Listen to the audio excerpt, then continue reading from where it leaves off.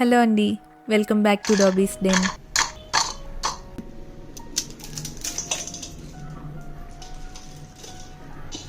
ఏంట్రా సౌండ్? జంతికలు నలిపాను. ఎందుకు? తినడానికి ఈజీగా ఉంటాయని.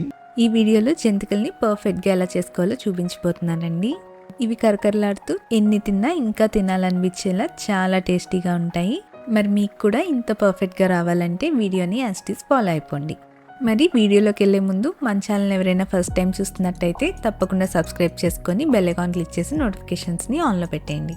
ఇంకా రెసిపీ చూసేద్దాం రండి.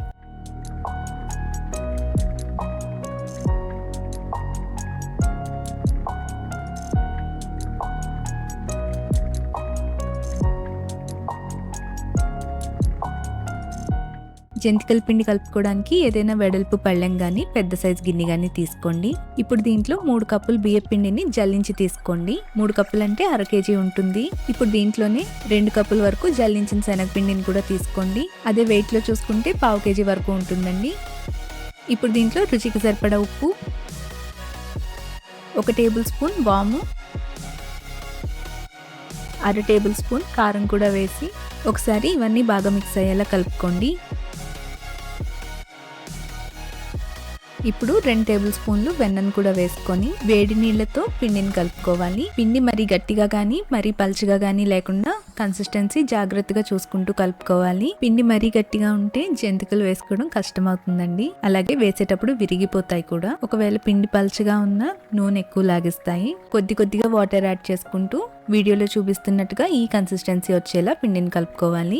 ఈ స్టేజ్ లో పిండిని ఒక్కసారి టేస్ట్ చేసి మీ రుచికి తగినట్టుగా సాల్ట్ ని అడ్జస్ట్ చేసుకోండి. ఉప్పు కనుక తగినట్టయితే ఉప్పును ముందుగా కొద్దిగా వాటర్ లో వేసి కరిగాక పిండిలో వేసి కలుపుకోవాలి. లేకపోతే ఉప్పు సరిగ్గా కలవదండి. ఇప్పుడు మూత పెట్టి ఒక 1/2 గంట పాటు పిండిని నాననివ్వండి. జంతికలు వేసుకోవడానికి వీడియోలో చూపిస్తున్నట్టుగా ఇలాంటి ప్లేట్ యూజ్ చేయాలి.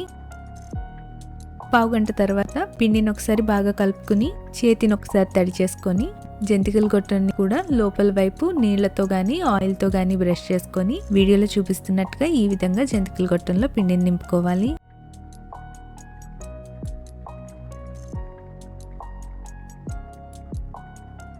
ఇప్పుడు స్టవ్ మీద ఆయిల్ పెట్టుకొని హీట్ అయ్యాక జంతికల్ని డైరెక్ట్గా ఆయిల్లోకైనా వేసుకోవచ్చు. లేకపోతే వీడియోలో చూపిస్తున్నట్టుగా గరిటె మీద జంతికల్ని వేసుకొని వాటిని జాగ్రత్తగా ఆయిల్లోకి వేసుకోవాలి. కొత్తగా వంట చేస్తున్న వాళ్ళైతే ఈ విధంగా వేసుకోవడం వల్ల జంతికలు వేసుకునేటప్పుడు చేతికి వేడి తగలకుండా ఉంటుంది.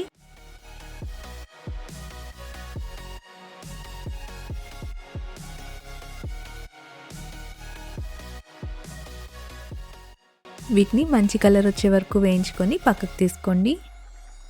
జంతికలు పర్ఫెక్ట్గా వేగాయని తెలియాలంటే ఇలా ఒకసారి గరిటతో ట్యాప్ చేసి చూడండి. ఇలా సౌండ్ వచ్చిందంటే ఫ్రై అయిపోయినట్టే.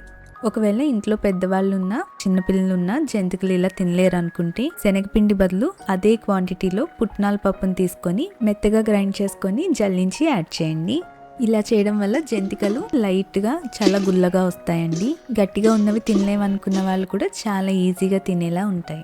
జంతికలు పూర్తిగా చల్లారాక ఏదైనా ఎయిర్ టైట్ కంటైనర్లో పెట్టుకొని స్టోర్ చేసుకోండి. నచ్చిందా? వీడియో నచ్చితే లైక్ చేసి మీ ఫ్రెండ్స్ అండ్ ఫ్యామిలీతో షేర్ చేయండి. అలాగే ఇంకా మన ఛానల్ని ఎవరైనా సబ్స్క్రైబ్ చేయకపోయి ఉంటే తప్పకుండా సబ్స్క్రైబ్ చేసుకొని బెల్ ఐకాన్ క్లిక్ చేసి నోటిఫికేషన్స్ని ఆన్లో పెట్టేయండి. Thank you.